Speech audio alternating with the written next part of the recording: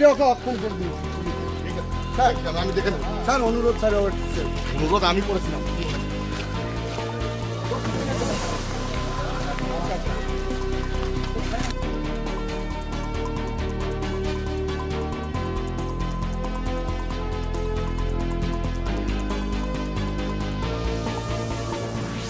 গতকাল রাতে আমার একটা গোট ফার্ম, নিজেরই গোট ফার্ম আমার, সেখান থেকে রাত্রি 8টা সাড়ে 8টার সময় আমি সেই সময় অবিনাশপুরে একটা মিটিংয়ে ছিলাম আমাদের রাজুর ওখানে।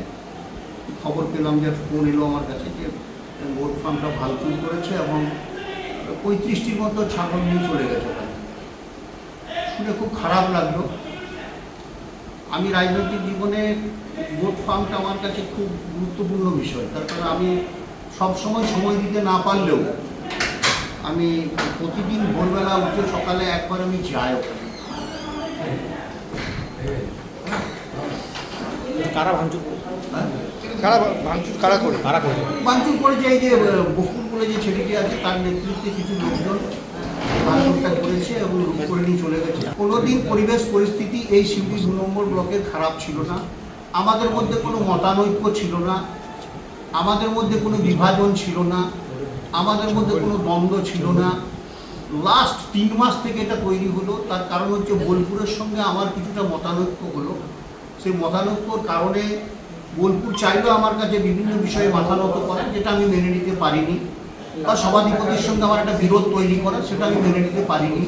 সেজন্য আমাকে পানিশমেন্ট হিসাবে আপনারা জানেন যে বোলপুর থেকে যেটা করা হয়েছে, মিথ্যা মামলা দিয়ে আমাকে কেসের আসামি করা হয়েছে। এবং আমি শুধু নয়, আমার সঙ্গে আরও 6 জন আমার সহকর্মী বন্ধু, তারা কিন্তু কেসের আসামি হয়েছে এবং 32 দিন জেল খেটেছে তারা। তারপরে এই কেদুয়া অঞ্চলের ঈদের একটা স্পোর্টসকে কেন্দ্র করে আপনারা দেখেছেন যে 15 জন আমাদের ছেলেকে আসামি করা হয়েছে এবং ওখানকার মহিলা গ্রাম পঞ্চায়েত মেম্বার সহ তার হাজব্যান্ড আরও কিছু কর্মীকে অ্যারেস্ট করা হয়েছে। এইভাবে একটা ডিস্টারবেন্স তৈরি করা হচ্ছে। বোলপুরের উদ্দেশ্য হচ্ছে, যেহেতু নুরুল আমাদের কাছে মাথা নত করছে না, তাই নুরুলকে নানাভাবে হেকেল করো। হেকেল করতে করতে করতে করতে এমন একটা পর্যায়ে এসেছে, গতকালকে আমার ফার্মটাকে লুট করে নেওয়া হলো। এটা তো পরিকল্পিতভাবে, এটা একদম পরিকল্পিতভাবে হয়েছে এবং সেটা আপনাদের মাথায় রাখতে হবে যে এটা কেন হচ্ছে। এটা কি দলের ভালোর জন্য হচ্ছে? আমার মনে হয় না, বা আপনারাও আমার সঙ্গে একমত হবেন যে আগামী নির্বাচনে, যে বিধানসভা নির্বাচন আসছে 2026-এ, সেখানে বিরোধীকে সুযোগ করে দেওয়ার জন্য এই ব্যবস্থা। আপনারা জানেন এরা যে সভাগুলো করছে তার মধ্যে মমতা বন্দ্যোপাধ্যায়ের উন্নয়ন সহ আরও যে গুরুত্বপূর্ণ বিষয় আছে সরকার বা দলের, সে সম্বন্ধে কোনো বক্তব্য হয়? কোনো বক্তব্য হয় না। আসলে ইন্টেনশনালি এটা হচ্ছে।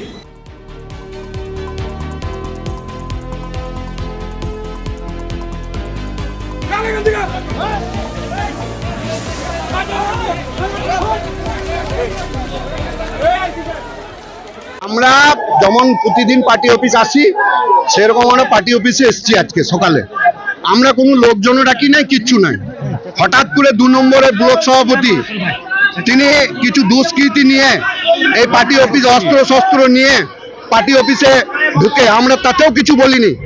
তারপরে বিভিন্নভাবে আমাদেরকে টন্টিং, তারপর তার লোক আমাদেরকে ঢিল ছুঁড়ে, এবং তারা প্রত্যেকের কাছে অস্ত্র আছে।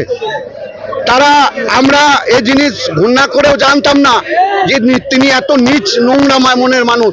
তিনি যিনি জনগণেরই নেতা হবেন, তাহলে তিনার জন্য তো জনগণ তাকে নিয়ে নাচবে। আজকে জনগণ নাই, আপনারা দেখতেই পাচ্ছেন। তিনি কিছু দুষ্কৃতী, সিপিএম বিজেপি কিছু দুষ্কৃতী নিয়ে হঠাৎ করে পার্টি অফিসে আমাদের ওপর হামলা করে।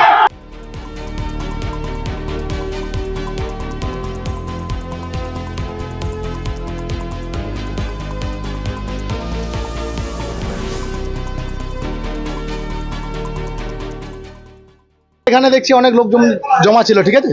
তারপর আমি এখানে এসে কোল্ড ড্রিঙ্কস খাচ্ছিলাম। কোল্ড ড্রিঙ্কস খেতে খেতে দেখি হঠাৎ করে সবাই দৌড়তে লাগলো। আমি ওখানে দাঁড়িয়েছিলাম। আমি বললাম আমি তো কিছু জানি না গো। আমাকে হঠাৎ একজন টার্গেট নিয়ে কেউ হয়তো মেরেছে আমাকে, ঠিক আছে। তার আগে আমাকে অনেকজন ওরা ডাকছিল যে আয় আমাদের দলে আয়, এইদিকে আয়। আমি যাইনি কারো দলে, ঠিক আছে। আমি পরে করতাম না। তারপরে আমি নুরুল চেকার কিছু লোকের সাথে দাঁড়িয়েছিলাম, ওনার সাথেই ছিলাম বলতে গেলে আজকে। তো ওরা আমাকে হঠাৎ করে এসে দেখছি ঢেলা মারতে লাগলো। ঢেলা মারতে মারতে মারতে আমি পড়ে গেলাম। পড়ে যাওয়ার পরে আমাকে লাঠি দিয়ে মারলো। পা দিয়ে মারলো অনেকজন, যে যেরকম ভাবে পেরেছে সে সেরকম ভাবে মেরেছে, ঠিক আছে।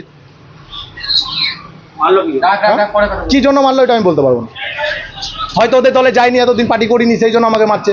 আমার গ্রুপে বা আমার ফ্যান ফলোয়িং অনেক আছে। হ্যাঁ, বকুলদা দলে আসতে বলেছিলাম। হ্যাঁ, যাইনি বলে এই কারণে। হ্যাঁ, আমি এই মুহূর্তে কোনো দলের সাথেই থাকতাম না। হ্যাঁ, মেরেছে ইট দিয়ে, লাঠি দিয়ে, পা দিয়ে, হাত দিয়ে, যেমন ভাবে পেরেছে সেভাবে মেরেছে আমাকে।